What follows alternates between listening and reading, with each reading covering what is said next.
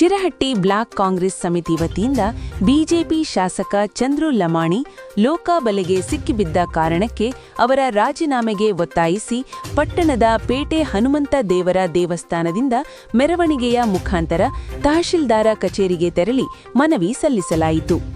ಈ ಸಂದರ್ಭದಲ್ಲಿ ಮಾತನಾಡಿದ ಕೆಪಿಸಿಸಿ ರಾಜ್ಯ ಪ್ರಧಾನ ಕಾರ್ಯದರ್ಶಿ ಹಾಗೂ ಮಾಜಿ ಜಿಲ್ಲಾ ಪಂಚಾಯಿತಿ ಅಧ್ಯಕ್ಷರಾದ ಶ್ರೀಮತಿ ಸುಜಾತಾ ಎನ್ ದೊಡ್ಡಮನಿ ಅವರು ಗುತ್ತಿಗೆದಾರ ವಿಜಯರಾಜ್ ಪೂಜಾರ ಅವರಿಂದ 11 ಕಮಿಷನ್ಗೆ ಬೇಡಿಕೆ ಇಟ್ಟಿದ್ದು, ಗುತ್ತಿಗೆದಾರನಿಂದ 5 ಲಕ್ಷ ಲಂಚ ತೆಗೆದುಕೊಳ್ಳುವಾಗಲೇ ಲೋಕಾಯುಕ್ತರು ದಾಳಿ ಮಾಡಿ ರೆಡ್ ಹ್ಯಾಂಡ್ ಆಗಿ ಸಿಕ್ಕಿದ್ದಾರೆ. ಶಿರಹಟ್ಟಿ ಕ್ಷೇತ್ರದಲ್ಲಿ ಎಂದೂ ಆಗದ ಇಂತಹ ಘಟನೆ ಚಂದ್ರು ಲಮಾಣಿ ಶಾಸಕರಾದ ಮೇಲೆ ನಡೆದಿದೆ. ಹಣದ ದುರಾಸೆಯಿಂದ ಬಡಪಾಯಿ ಗುತ್ತಿಗೆದಾರರಿಗೆ ಕಮಿಷನ್ಗೆ ಒತ್ತಡ ಹಾಕಿದ್ದಾರೆ. ಒಂದು ವೇಳೆ ಕಮಿಷನ್ ಕೊಡದೇ ಇದ್ರೆ ಟೆಂಡರ್ ಕ್ಯಾನ್ಸಲ್ ಮಾಡಿಸುವೆ, ಇದೆಲ್ಲ ಇಟ್ಕೋಬೇಡ, ನಮ್ಮ ತಾಲೂಕಿನಲ್ಲಿ ನಡಮುರಿಸುವೆ ಎಂದು ಬೇದರಿಕೆ ಹಾಕಿದ್ದಾರೆ. ಜನಪ್ರತಿನಿಧಿಗಳಿಗೆ ಇಂತಹ ನಡವಳಿಕೆ ಸರಿಯಲ್ಲ. ಹಾಗಾಗಿ ಶಾಸಕ ಸ್ಥಾನದಿಂದ ವಜಾಗೊಳಿಸಬೇಕು ಎಂದು ಆಗ್ರಹಿಸಿದರು. ಈ ಸಂದರ್ಭದಲ್ಲಿ ಮಾಜಿ ಶಾಸಕರು ಹಾಗೂ ಕಾಂಗ್ರೆಸ್ ಪಕ್ಷ ಮುಖಂಡರು, ಕಾಂಗ್ರೆಸ್ ಪಕ್ಷದ ಎಲ್ಲ ಮುಂಚೂಣಿ ಘಟಕದ ಅಧ್ಯಕ್ಷ ಪದಾಧಿಕಾರಿಗಳು ಮತ್ತು ಪಕ್ಷದ ಕಾರ್ಯಕರ್ತರು ಭಾಗವಹಿಸಿದರು. ಮುಸ್ತಾಕ್ ಅಲಿ ಕುದರಿ, ಕರಾಳ ಸತ್ಯ ನ್ಯೂಸ್, ಗದಗ.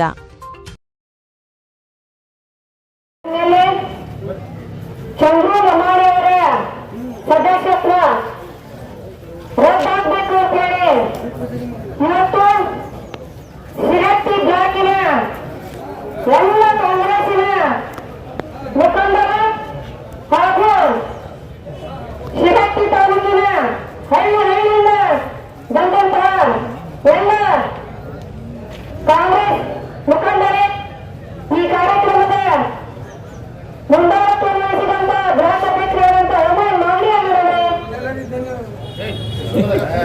ಇಬ್ಬರು ಮಾಜಿ ಶಾಸಕರುಗಳೇ ಹಾಗೂ ಇಲ್ಲಿರುವಂತಹ ಎಲ್ಲ ಪಕ್ಷದ ಮುಖಂಡರೇ, ಹಾಗೂ ನಮ್ಮ ಗ್ಯಾರಂಟಿ ಸಮಿತಿಯ ಅಧ್ಯಕ್ಷರಾದಂಥ ವಿನಯ ಮುನ್ಸೂಚನೆಯವರೇ, ಇಲ್ಲಿಯವರೆಗೂ ಅನುಭವಿಗಳು ಮಾಜಿ ಶಾಸಕರುಗಳು ಮಾತಾಡಿದನ್ನ ನೀವೆಲ್ಲ ಕೇಳಿದ್ರಿ. ಬಹುಶಃ ರಿಸರ್ವೇಶನ್ ಮೀಸಲಾತಿ ಕ್ಷೇತ್ರ ಆಗಿದ್ದ ಬಹುಶಃ ರಾಮಕೃಷ್ಣ ಗಜ್ಮರಿ ಅವರು, ರಾಮಣ್ಣ ಲಮಾಣಿ ಅವರು, ನಾನು ಕೂಡ 2023ನೇ ಅಭ್ಯರ್ಥಿಯಾಗಿ ನಾವು ಕೂಡ ಗೆದ್ದಿದ್ರು. ನಾವು ಕೂಡ ಶಾಸಕ ಪಕ್ಷಕ್ಕಾಗಿ ಶಾಸಕರಾಗಿ ಕೆಲಸ ಮಾಡುವ ಕೂಡ ಇಲ್ಲ.